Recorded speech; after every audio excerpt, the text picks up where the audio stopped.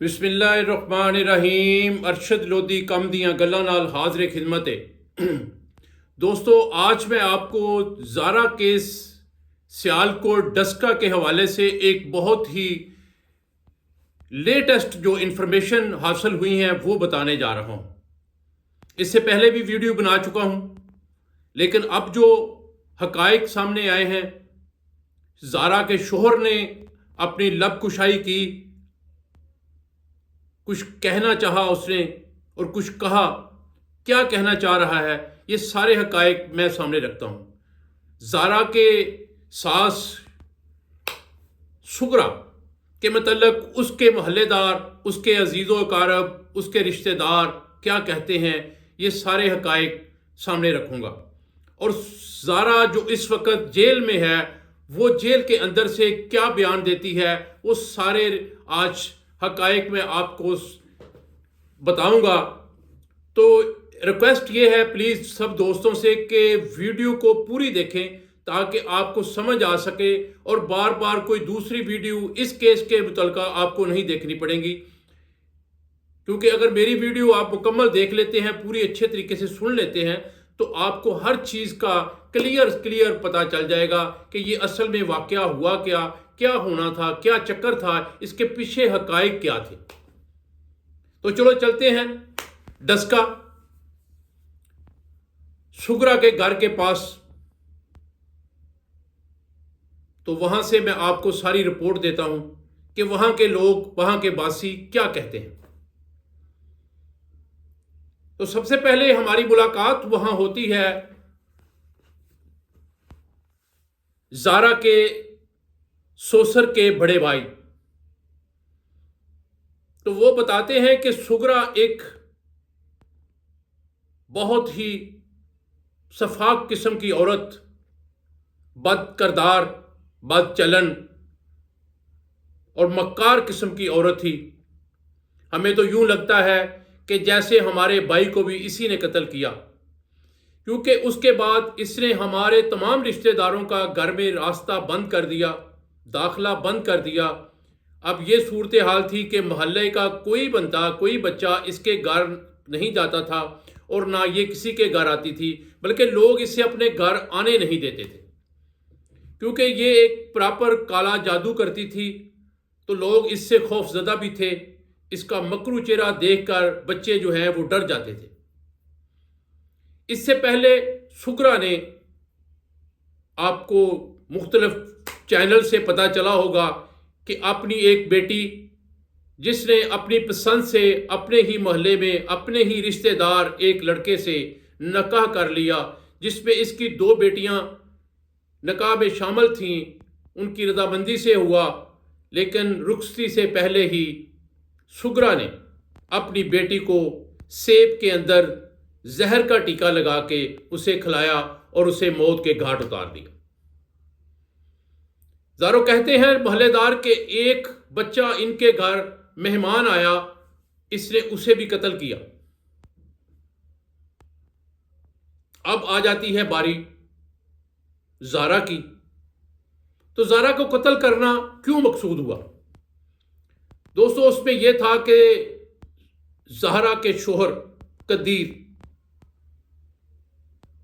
نے لب کشائی کی ہے۔ اس نے اپنی ایک بابی جو اس سے ٹیلی فون پہ بات کی، اسے بتایا کہ اصل مسئلہ یہ تھا کہ زارا جب پاکستان آتی ہے، اس کے پاس 20 تولے سونا تھا، اس کے پاس 15,000 ریال تھے اور تقریباً 12 لاکھ روپے نقد تھے۔ دوستو، یہ ساری اماؤنٹ اگر جمع کر لی جائے، کیلکولیشن کی جائے، تو یہ آلموسٹ تقریباً 65 لاکھ روپے بنتے ہیں۔ ایک تو وہ 65 لاکھ روپے سغرا اور اس کی بیٹی یاسمین کے ذہن میں ہر وقت گھومتے رہتے تھے کہ اس کے پاس 65 لاکھ روپے ہیں، ہم اس سے کسی طریقے سے وہ 65 لاکھ روپے ہتھیا لیں، اس کا زیور لے لیں، اس سے پیسے لے لیں، اس سے ریال چھین لیں اور اپنے استعمال میں لے آئیں۔ یہ بنی وجہ قتل کی۔ پھر انہوں نے منصوبہ بندی کی کہ اس کو قتل کیسے کیا جائے. تو لاہور سے ایک لڑکا ندیم جو ہائر کیا انہوں نے، جس کے یاسمین کے ساتھ ایک ناجائز مراسم تھے، اور یہ مراسم کیسے ڈیولپ ہوئے، وہ ایسے کہ یہ ان کا دور کا رشتہ دار بھی ہے. اس کے تھرو لاہور میں یاسمین کا جو آدمی ہے وہ بھی باہر ہوتا ہے، وہ پیسے بھیجتا تھا، اور یہ لڑکا پیسے لے کے یاسمین کو دینے کے لیے ڈسکا آیا کرتا تھا ان کے گھر. شوہر کا پاکستان میں نہ ہونا، کسی دوسرے لڑکے کا گھر میں آنا، ہوا ایسا کہ یاسمین اس پہ دل ہار بیٹھی اور اسے بوائے فرینڈ بنا لیا. اس سے ناجائز مراسم اس نے بنا لیے. اس لڑکے کو اب یہ استعمال کرتے ہیں، اس سے یہ قتل کرواتے ہیں، اسے لاہور سے بلاتے ہیں، 10,000 روپے جیز کیش اس کے نمبر پہ یہ کرواتے ہیں کہ آپ آ جائیں. وہ آتا ہے، اسے قتل کرواتے ہیں، اسے ساتھ ملا کے اسے قتل کروایا، اس کے پیسز کیے اور وہ واپس لاہور چلا گیا. اب مرحلہ آتا ہے کہ قتل کیسے کیا گیا. تو دوستو، قتل ایسے کیا گیا کہ سب سے پہلے اسے کیلے میں نشہ آور انجیکشن لگا کے اسے بے ہوش کیا گیا. جب وہ بے ہوش ہو گئی تو اسے اس کے کمرے سے کھینچ کے دوسرے کمرے میں لے جایا گیا، واش روم میں لے جایا گیا، اور وہاں جا کے اس کے ہاتھ اور پاؤں باندھ دیے. اور سگرا جو زارا کی ساس ہے، وہ جیل سے کہتی ہے کہ میں نے خود اس کی شارہ کاٹی، اس کے گلے پہ چھری چلائی اور اس کا گلا جو ہے وہ کاٹ دیا. اس کے بعد اس کے مختلف پیسز کیے گئے جس سے وہ سارے ملوث ہیں، اور وہ لاہور سے ہائر کیا ہوا لڑکا بھی اس میں شامل ہے. اس کے جسم کے بے تحاشا ٹکڑے کر کے انہوں نے مختلف بوریوں میں بند کر کے نالا ایک میں پھینک دیا. ذہن میں تو یہ تھا نا کہ کون اتنی تحقیق کرے گا، کسے پتہ چلے گا لاش کہاں سے برآمد ہوگی، اور اس کا سر جو ہے اسے چولہے پہ رکھ کے اسے اچھی طرح جلا دیا گیا تاکہ اس کی شناخت نہ ہو سکے. دوستو، اتنی شفاف عورت اتنی بے دردی سے بچی کو قتل کر دیا. اللہ معاف کرے، کہتے ہیں کہ جہنم جو ہے ان لوگوں سے ہی بھرنی ہے، کیونکہ یہ لوگ قابل رحم نہیں، قابل معافی بھی نہیں. اور وہ زارا جو 7 ماہ کی حاملہ تھی، اس کی نند جو یاسمین جس کا نام ہے، اس شفاق عورت نے اس کا پیٹ چاک کیا، اس کے اندر سے اس کا بچہ باہر نکالا. ابھی وہ بچہ سانس لے رہا تھا، لیکن ظاہر ہے وقت سے پہلے ڈلیوری جو ہوتی ہے اسے فوری طور پہ ٹریٹمنٹ نہ دی جائے، آکسیجن نہ دی جائے تو وہ فوت ہو جاتا ہے. وہ بچے نے چند سانس لیے اور اس دنیا فانی کو خیر بات کہہ کے چل پڑا.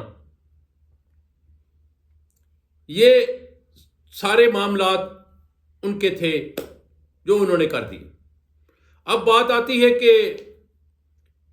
زارا کے شوہر قدیر جو پاکستان میں آ چکے ہیں، ابھی تک انہوں نے کسی میڈیا سے، کسی بندے سے بات نہیں کی.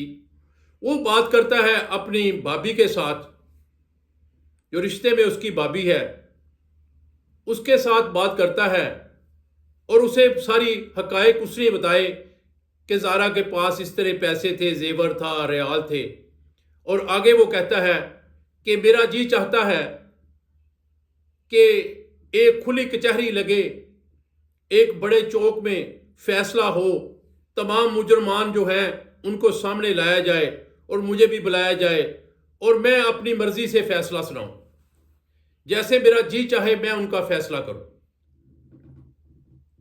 اب اس کے دل میں کیا ہے، وہ کیا چاہتا ہے، یہ تو اللہ ہی جانتا ہے یا قدیر جانتا ہے.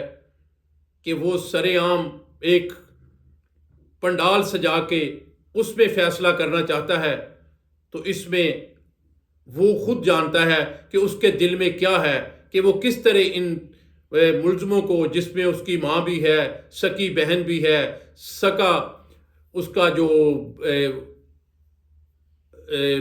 بھانجا ہے وہ بھی ملوث ہے، اور دوسری ایک سالی بھی شامل ہے، اور دوسرے چند عزیز جو گرفتار ہیں وہ بھی ظاہر ہے شامل ہیں صلاح مشورہ میں، یا جیسے بھی وہ ملوث ہیں وہ بھی تو ملوث ہیں۔ اب یہ سارے لوگ جب اکٹھے ہوں گے، جب اگر قدیر کے بس کی بات ہو تو وہ ان کو اپنی مرضی سے سزا دے گا۔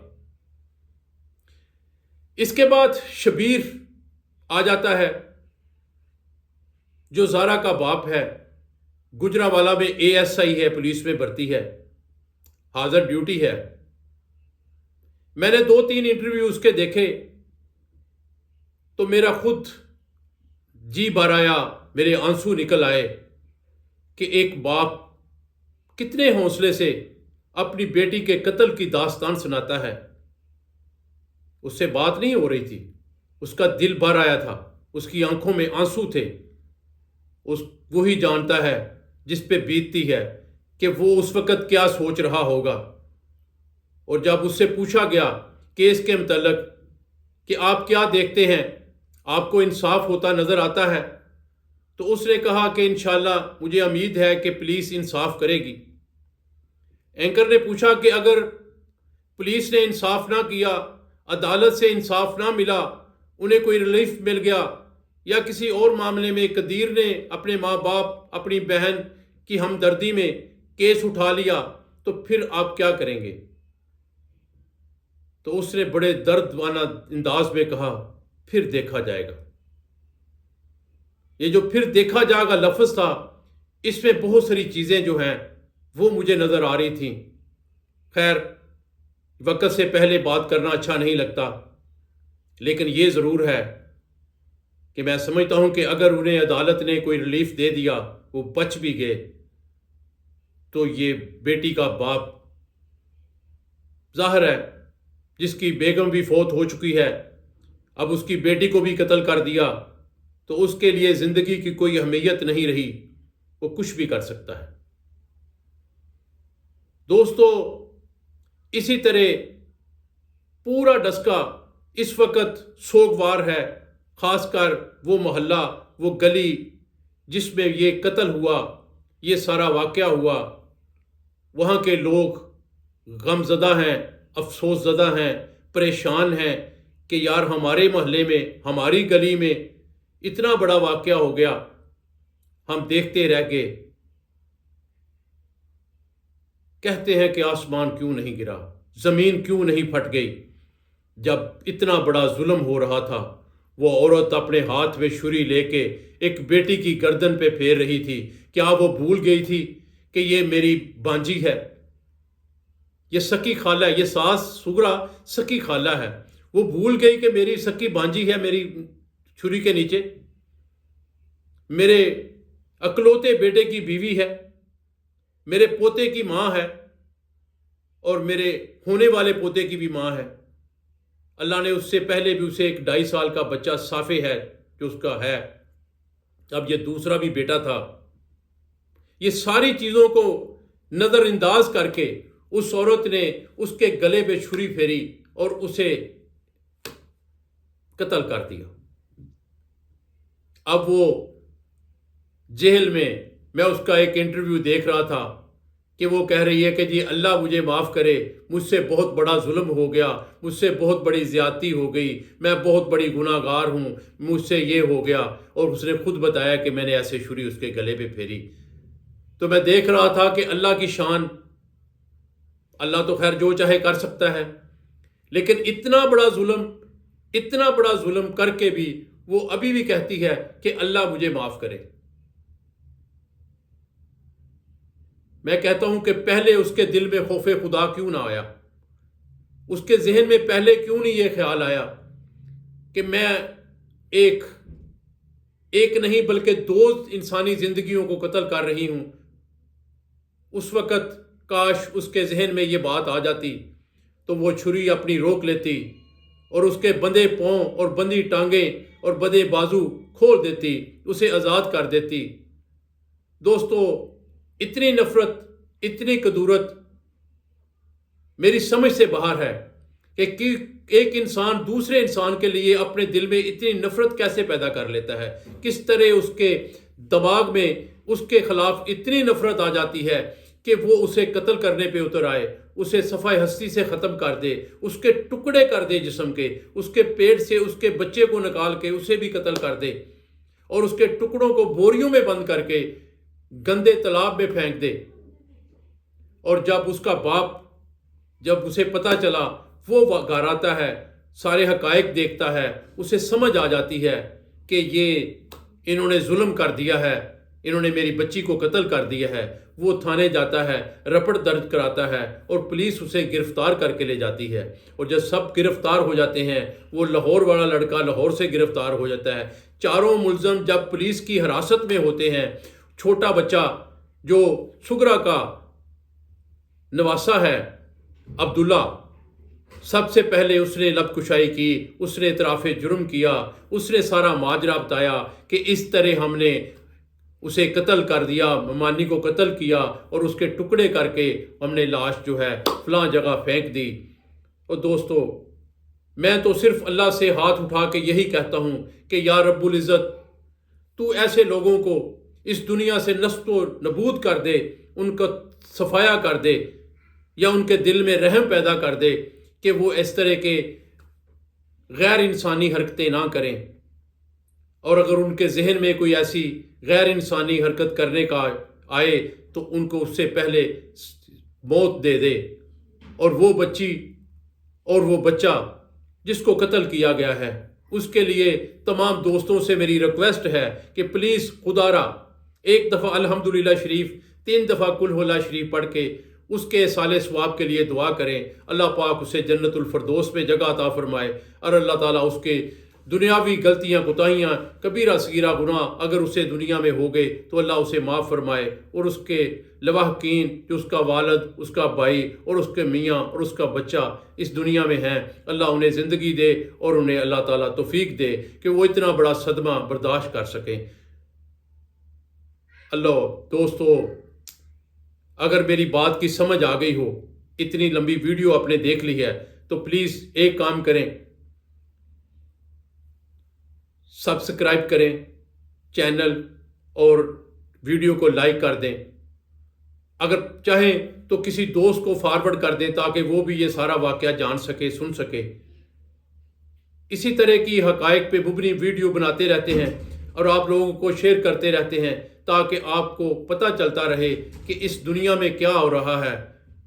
میں انشاءاللہ تعالی کل ایک نئی ویڈیو بناؤں گا، ایک اور بہت بڑا افسوسناک واقعہ جو فیصل آباد میں ہوا ہے، جو بچے کو، انڈے بیچنے والے بچے کو قتل کر دیا گیا اپنی حبس کا نشانہ بنا کے، اس پہ بھی ویڈیو بنے گی، وہ بھی انتظار کریں۔ تو اب اجازت چاہتا ہوں، اللہ حافظ۔